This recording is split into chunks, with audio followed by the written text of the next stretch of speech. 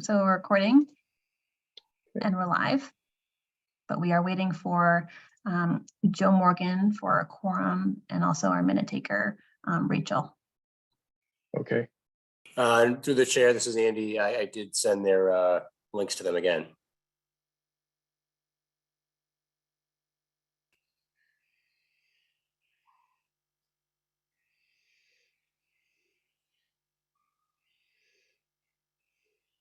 And there's Joe Morgan in the attendees list. Yes, so that's great. So I just migrated him over to the panelist list and Rachel is here as well. So whenever you're ready, Mike, we can begin. Okay, call this meeting of the Community Preservation Committee to order. First thing I'd like to do is take attendance. Chuck Griffin. Here. Jane Healy. Here. Joe Texera. Here. Joe Morgan. Here. And the chair is present. Any other committee members that I haven't called? No. Seeing 5 committee members present, we do have a quorum and we can commence our agenda. Thank you all for taking time to meet tonight, as well as for Caitlin to support us. We have some short agenda, but there are items that need to be addressed tonight. First of those items would be the FY24 Open Space Reserve Fund request, which in our deliberations we considered and voted to recommend to City Council. That recommendation, along with the others, was put to the Budget and Finance Committee to hold hearings on. And in their first hearing, I was present and I requested that that item be put on hold pending a reconsideration and revote by the committee.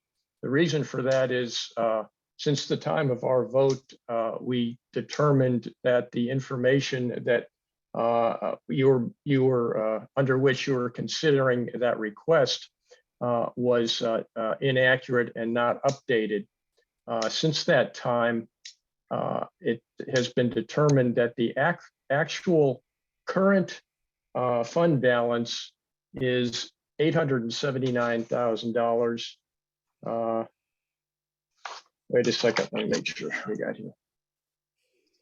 $829,965 rather than what was shown to you in the application, which was $729,965.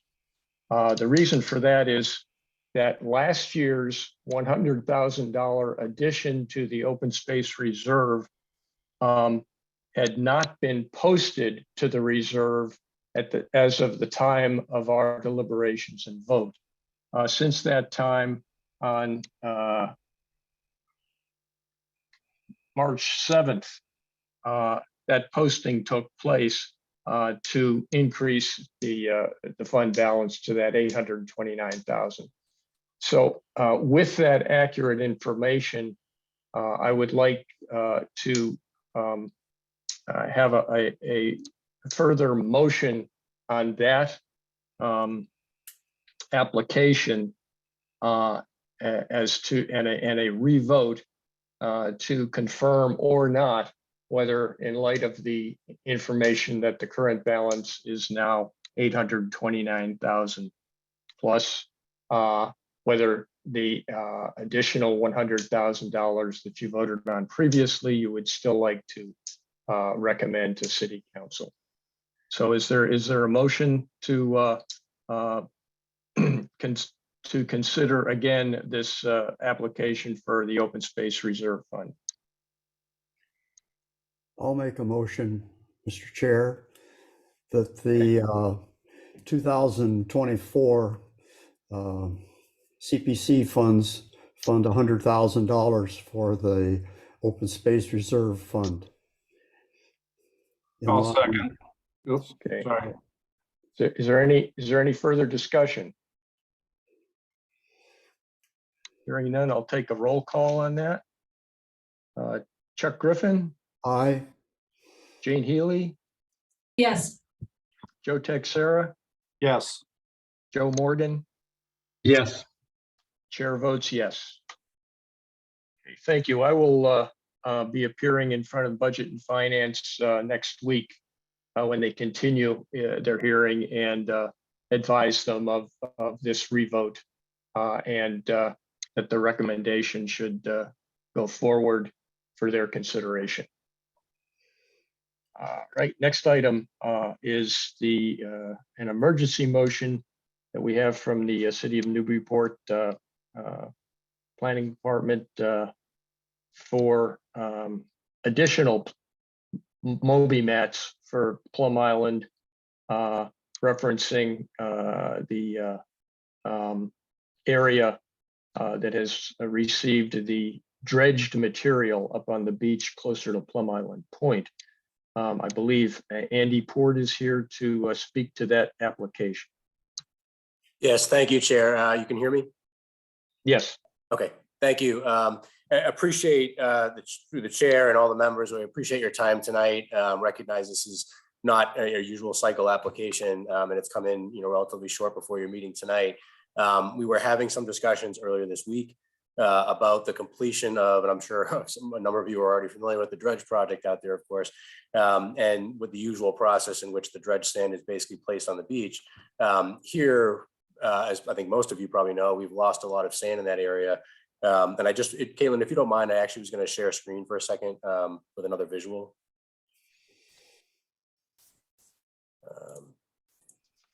And again, I'll just be brief, but this is to go along with the formal request. This is just an aerial photograph of out there on Plum Island. But what I wanted to point out on this is, and I just had 2 or 3 visuals to show, is you can see these dune grasses in here and the pedestrian walkways between them. You can see sort of the edge of the beach right there. And this section right here has essentially been lost, but has been reestablished. And so flipping a minute to some of the photographs of the new beach that's out there. This is actually a photograph of going back a couple of years with Julia Goffredson, our conservation agent, and some other folks that were doing dune grass planting. But you can see these paths out there that existed, and obviously we've lost some of that area in there. We are trying to reestablish safe pedestrian walkways through there where it's responsible to send folks and to keep them on those walkways, and also to by defining those walkways, that will actually have the benefit of allowing us to make sure that the dune grass areas are able to stabilize. Having erosion happen sooner, which the dune grasses, the fencing, and the Moby mats help to keep in place these materials. That's going to take away the actual public access, the enjoyment of that beach, because the beach itself will be going away. So what we're trying to do actually here is to kind of make sure that pedestrians are following a safe passageway through there at designated spots and not sort of everywhere, but also to make sure that recreational resource is essentially still there by stabilizing it with dune grasses, with the fencing, and with the Moby mats. That's generally speaking the request that we have here. And like I said, it's for this larger area here. So we don't have a direct layout right now because they literally just finished. They're actually still finishing out there today with a few things, but finished, the Army Corps placing the sand. So what we're now trying to do is looking, immediately after that about installing and trying to reestablish what is essentially these dune grass areas with designated paths that are safe for folks to travel through and appropriate, so that recreational amenity is more like what we saw before this erosion happened.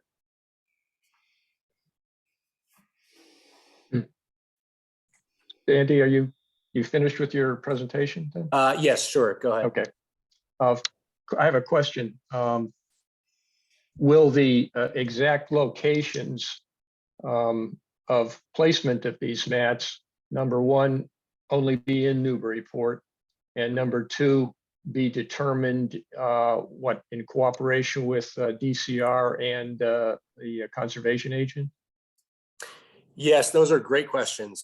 Yes, one, and I know this issue came up, or the question came up at least tangentially in relation to the other application you saw for some Moby mats this year in the usual cycle.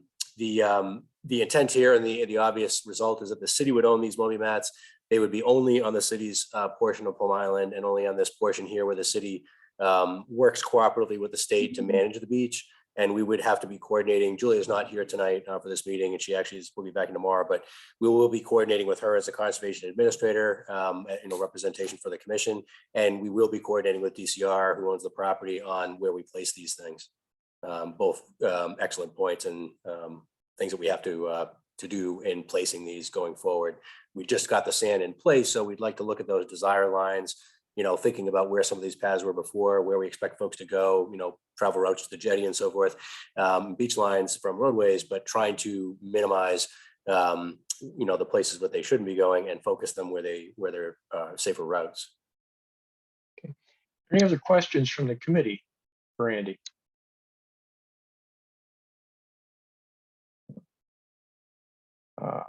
Okay, then, Jane, your hand is up.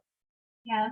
Andy, is there going to be an educational effort to tell the public where they should go in order to Yes. even access the map?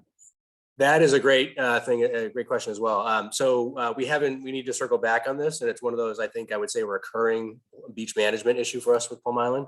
But to make sure that folks are educated by we have over time at different points done different types of signage out there. We've tried in recent years, at least working with Julia Govertson, certainly, and with the former Parks Director, we were establishing sort of some consistency with the types of signage we were putting out there, covering different areas. But yes, there is the intent here, although we haven't talked about, say, interpretive panels, definitely having those notices to folks with signage before, as they're approaching these walkways, going out there, to let them know why we need them to stay on designated trails, what, the efforts that are being made on, dune grass plantings and so forth.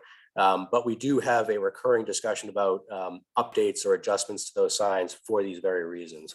So that's something I'll be circling back on with Julia, with the mayor's office, with DCR, with others, to see where we can make appropriate changes to signage that's out there. Sometimes we take things out that are out of date.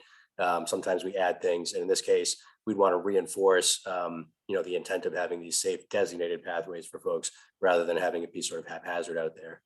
Right. And do you think that that's a simultaneous, and will that be done simultaneously? Yes, that'll be done. That'll have to be done simultaneously with the designation of the paths themselves. We do have, a base work of other, signage we worked with before, so we can, update and take a look at where we want to adjust those things. It shouldn't be a tremendous effort. Working with public services, we can, pretty readily deal with some of those things. But yeah, it would have to be done simultaneously, because we would want those signs to be placed wherever the entry points are for these pathways for folks. Okay, great. Thank you. Sure. Andy, another question.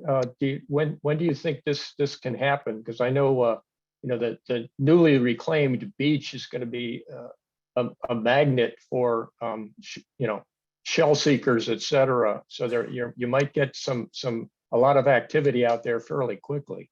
Yeah, that's a great point. Yeah, we have been discussing where we want this. There's a strong effort right now, and I'm not involved directly in this one, but for the dune grass planting end of it, there is an effort going on to scramble out there and get that done very quickly, to help establish and define those areas. Obviously, the sooner we're able to get the council's approval, again, if the committee recommends it, council approval of funding on the appropriation, and the sooner we can purchase those materials and have them brought out there. But ideally, we sort of align these things together. We don't want to have, we also don't want to have just dune grass planting everywhere. It is a recreational amenity. We want folks to be able to get out there. So here we want to sort of combine those efforts together in a very short order to establish those areas. And even if obviously the dune grass plantings aren't quite started yet, or are being fleshed out, to define those areas with fences, for instance, and the moby mats, to start establishing that. And, some folks are used to that pattern, some less so. We always have folks who might, disregard a sign or accidentally, move down a fence or whatnot. But for the most part, establishing those areas in advance, even if the dune grasses are still being established, is beneficial for everybody. Any other questions? Jane, your hand is still up. Down now. Jane's hand is down. Okay. Then I will entertain a motion.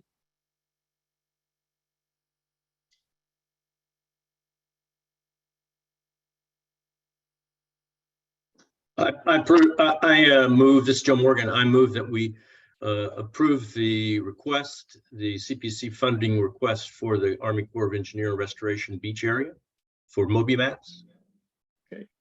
Chair, this is Caitlin. Just real quick, checking to see if you plan to have public comment for the vote. I'm sorry. Yes, I wasn't aware we had those in attendance. I will ask now, any public member in attendance would like to make a comment about this application.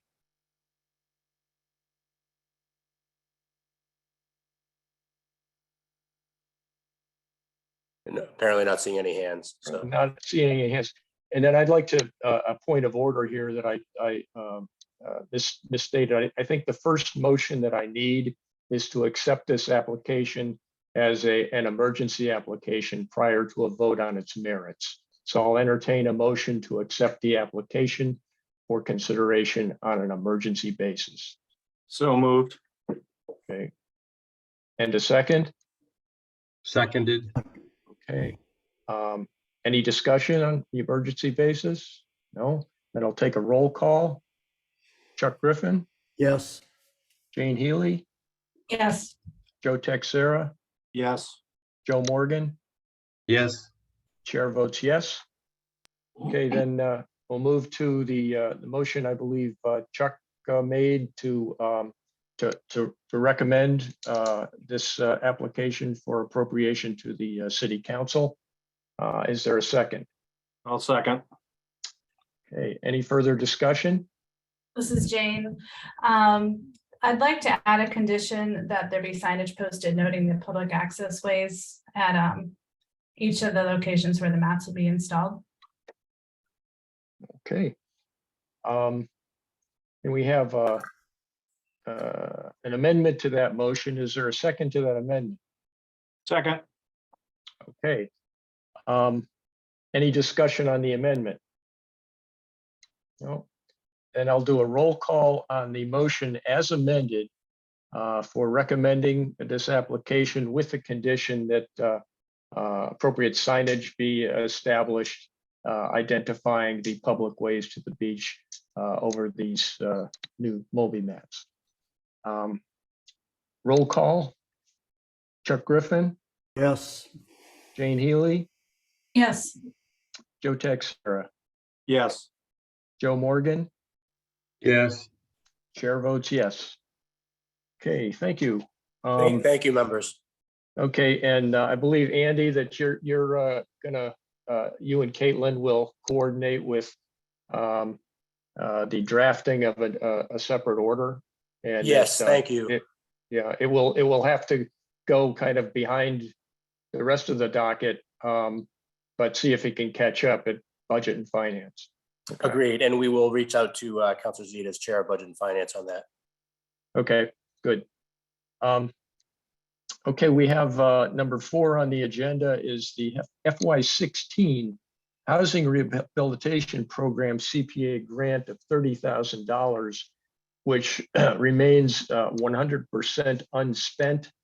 And you can see from the memo received from the city, this was not, by the way, an appropriation to the Affordable Housing Trust. This is appropriation directly to the city for this program.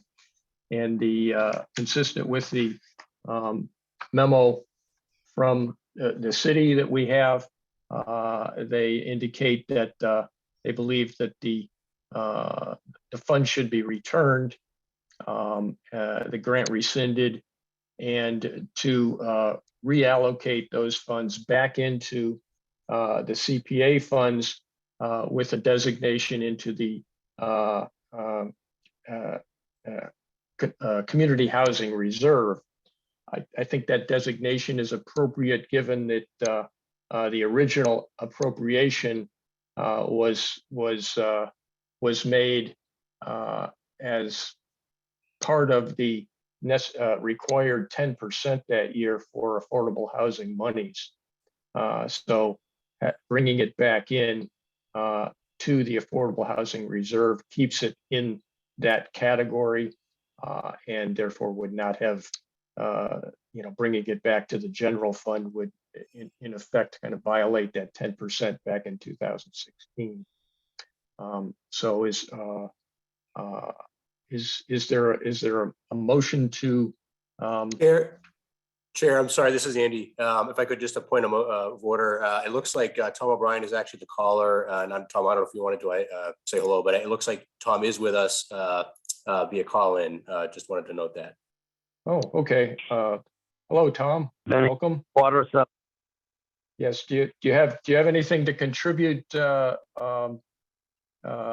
you'd like to say about anything with that you've heard while you were on the phone? Very happy with the beach mats, that's for sure.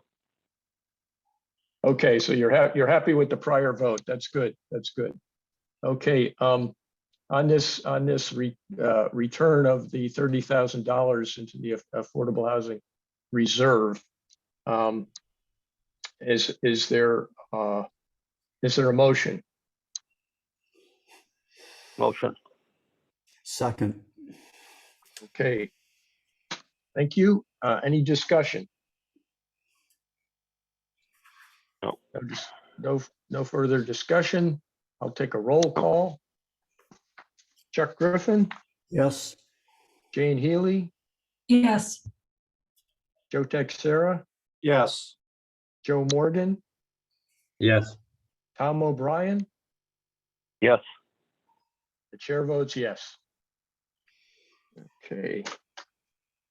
And an appropriate documentation of that vote will be forwarded to City Council for their action on it. They will not be surprised that it's coming over because it was a subject of discussion at Budget and Finance last week. Okay. Next item on the agenda is other business. I would just like to take the opportunity to bring you up to date on what Budget and Finance has discussed and voted out of committee. Although all of they're going to wait till the end of all of their votes and discussions on all of our recommendations before they go out as a block.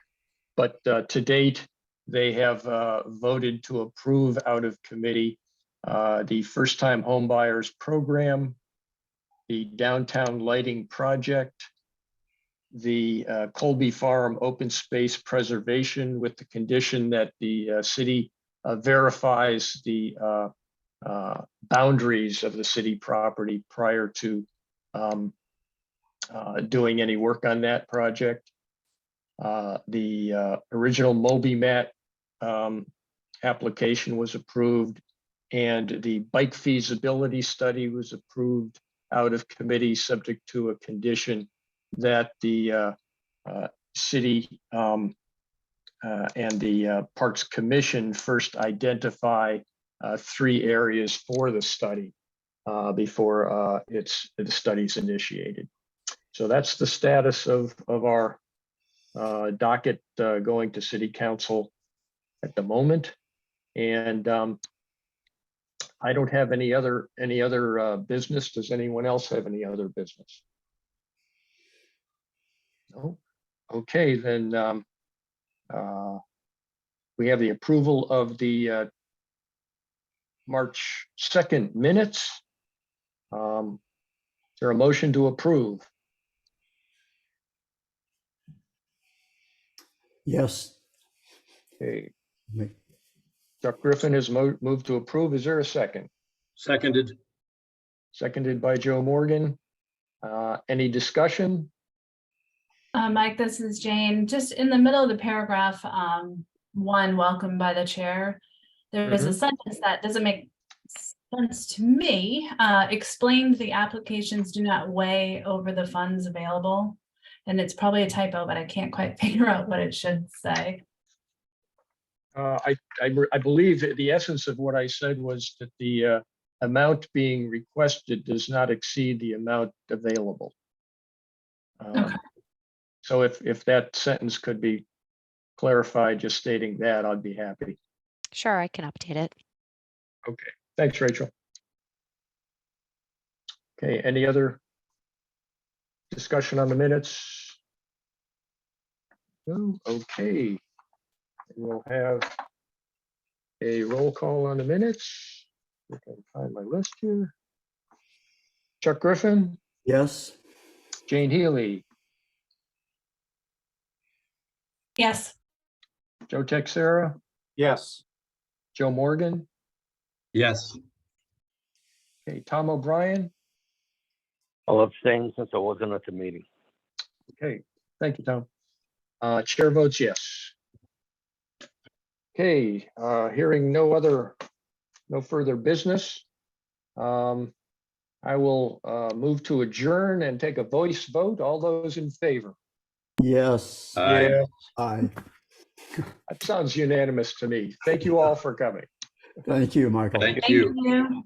Bye now. Thank you. Night.